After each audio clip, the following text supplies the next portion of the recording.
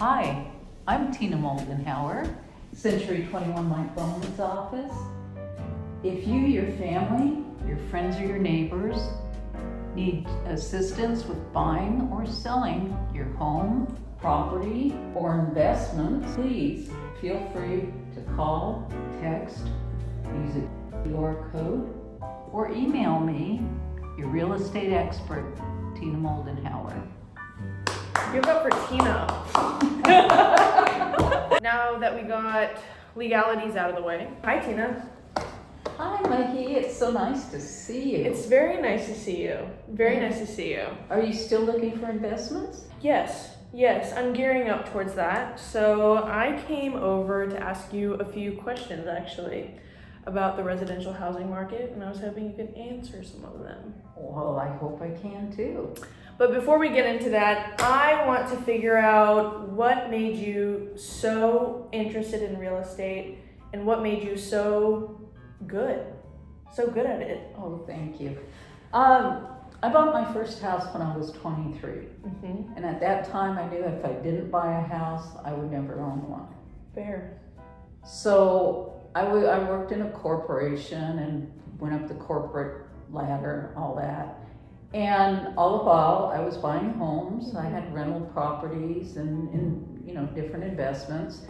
And I just love real estate. I absolutely love it. So when I retired, it was a natural thing for me to get my license. Wow. And what's so wonderful about having my license and being a real estate agent is that I can help people with the largest expenditure most people are ever going to make. I can help them find their dream property, their dream homes, an investment, plan for the future. It's absolutely wonderful. When I think about my retirement, I'm thinking about back issues and a lot of candy bars. That's amazing.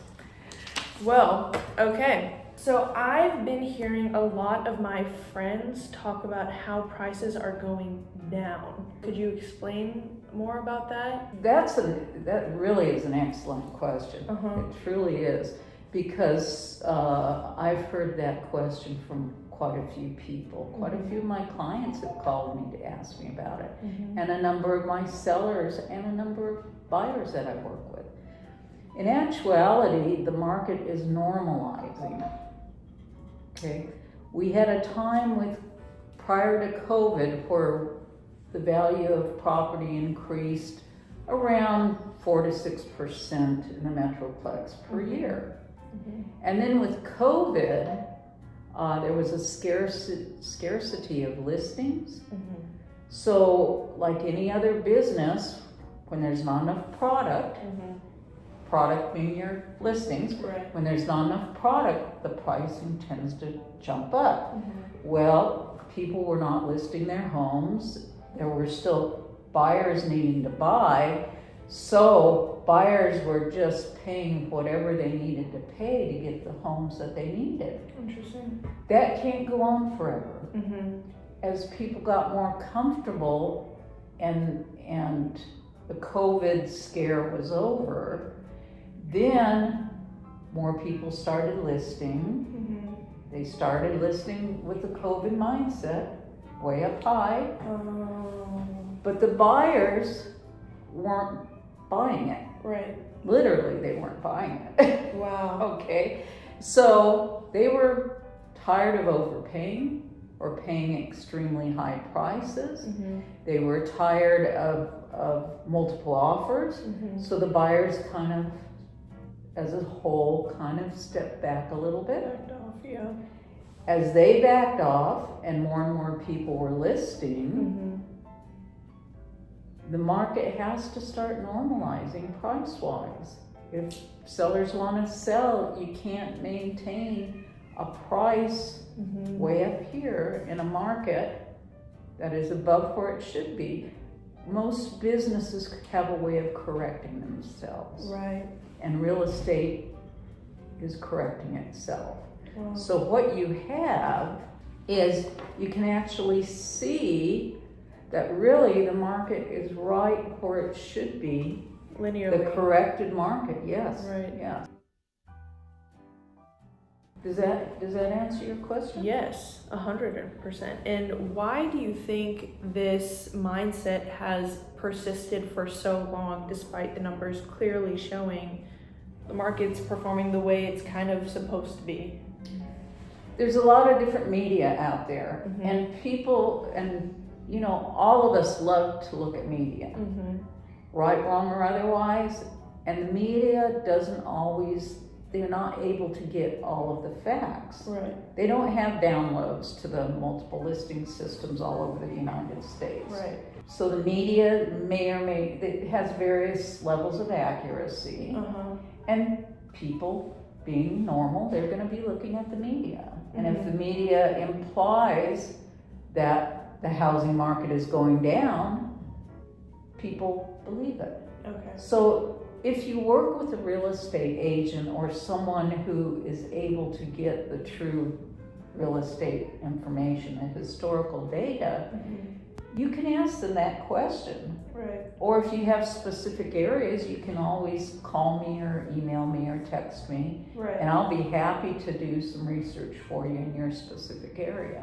Thank you. That means a lot. I mean, I know that's quite a bit of work, but the fact that you're willing to. Thank you. You're welcome. So in terms of the listing price, what do you see in terms of the trends? Well, right now, because the sellers still have not totally normalized on their listing prices. Right. So what we have is a situation where, like during COVID, you were getting over 100% sales price to list price. Yeah. So in this market, we're getting, for the most part, less than 100% sales price to list price. Okay. And again, I have a nice little graph here. What the graph basically shows, it's only for 2004 year to date. I mean 2024 year to date. Right. Ooh, boy. It clearly shows the green is the list price. Green is the list price, and blue is the actual sales price. Right. So you can see that buyers are saying, hey, wait a minute, I'm not wanting to pay this for a property. Right. The value to me is here, and that's what I want to offer, and that's what I would like to pay. Right. And in a good business situation, it's a win-win situation. You want your buyers to have a win. Okay? Yeah. And you want your sellers to have a win. A seller wins by selling their property. Right. A buyer wins by purchasing it slightly lower than what it's listed for, and having a great property. Okay.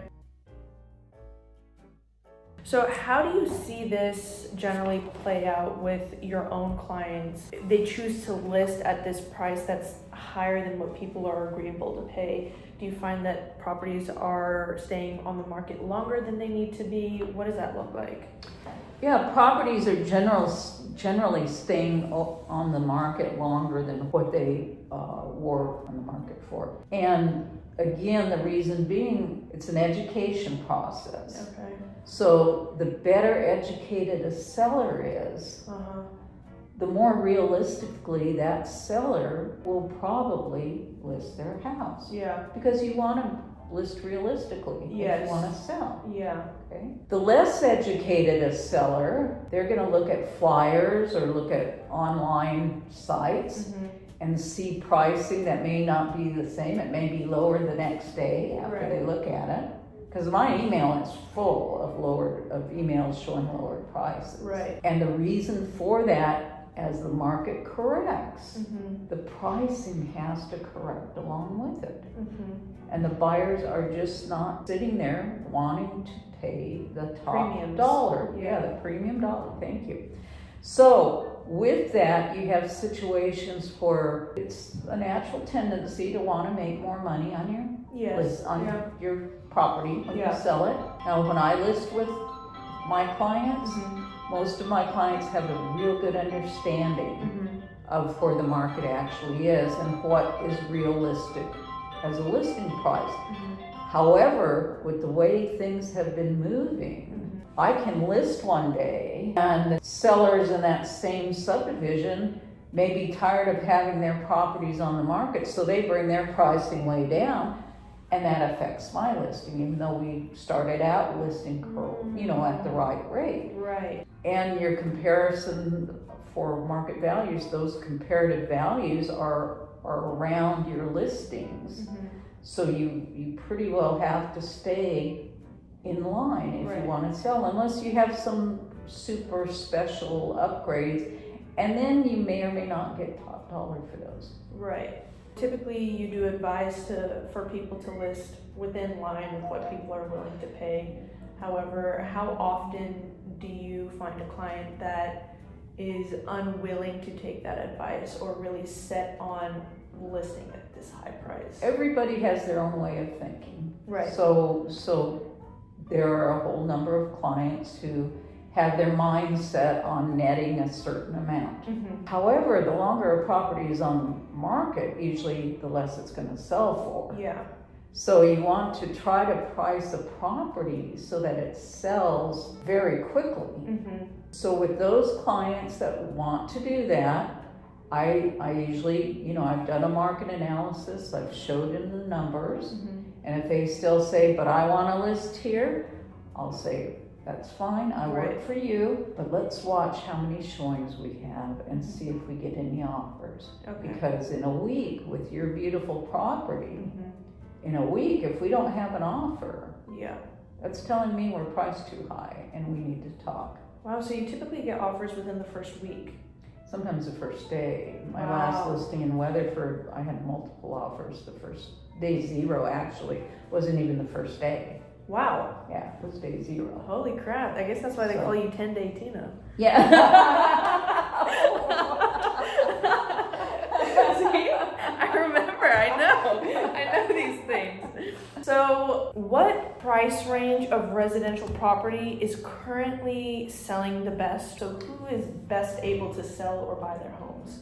Okay, the most popular price range is Mhm. the 400,000 to 500,000 range. Reason being is, believe it or not, I don't know, when I bought my first house, it certainly was not a $400,000 Right, house. right. Okay, of course that was quite a few decades ago. Yeah.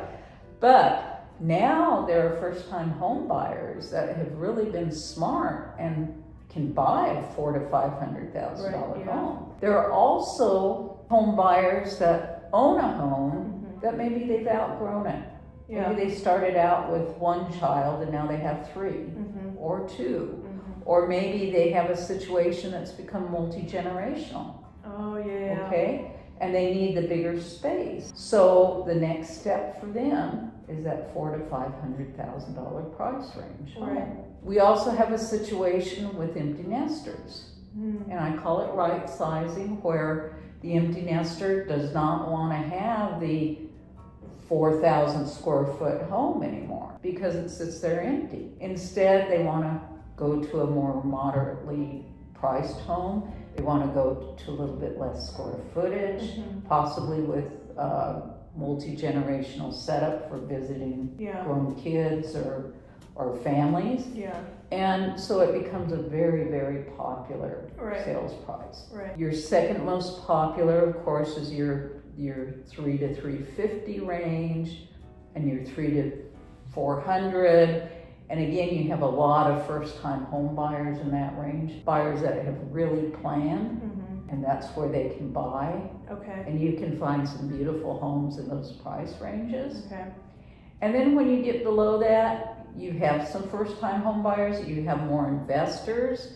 Though investors will invest at any price range if it's a good buy. Right. So on this graph, why do you think there is a downtick in sales between 2022 and 2024 of $400 to $500 homes versus this uptick you see with $1 million homes? Partially, it's because there's an increase in sales of the 3 to 350 and 300 to 350 range. Okay. Okay, so that's taken over some of that. Okay. Also, we have an increase in your upper end homes, Mhm. which is pretty interesting. So homes over $1 million for 2024, there actually is an increase in sales. But for the mid-range, so 400 to 500,000, more people possibly are staying put.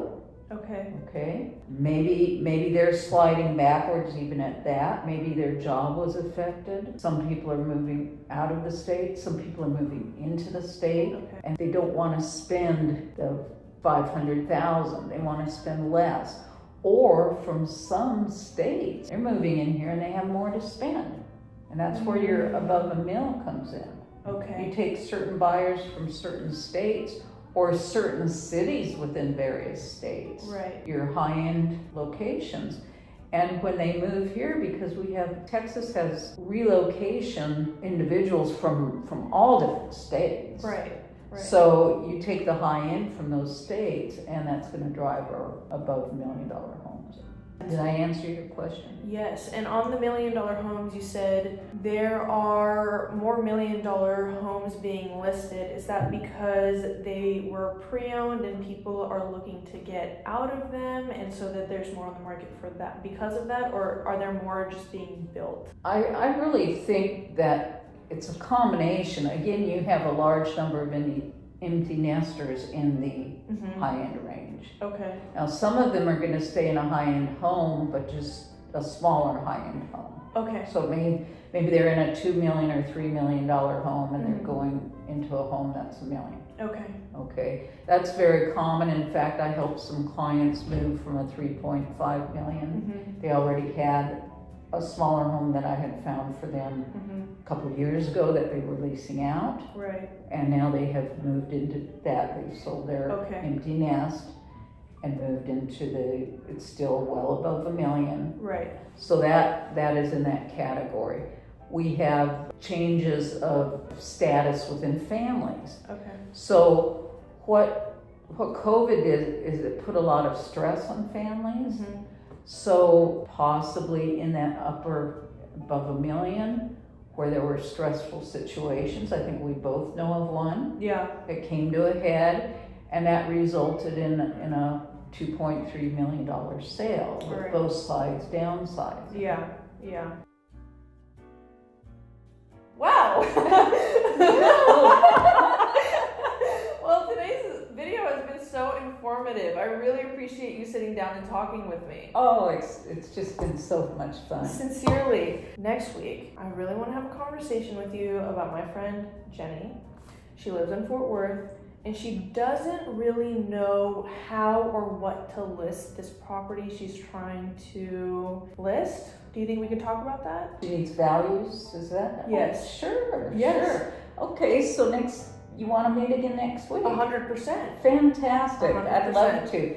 And we'll talk about Jenny's house. Okay. And I'll need a little bit of information about her house between now and then. Okay. And we'll just talk about how to find a value for Jenny's house. Sounds good. Thank you. All right. I just wanted everyone to remember.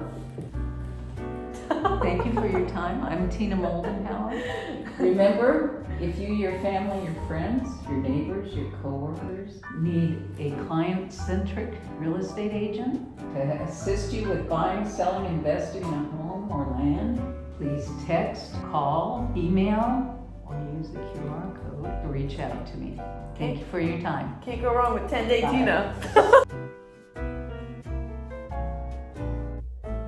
Go ahead. Wow, well today's...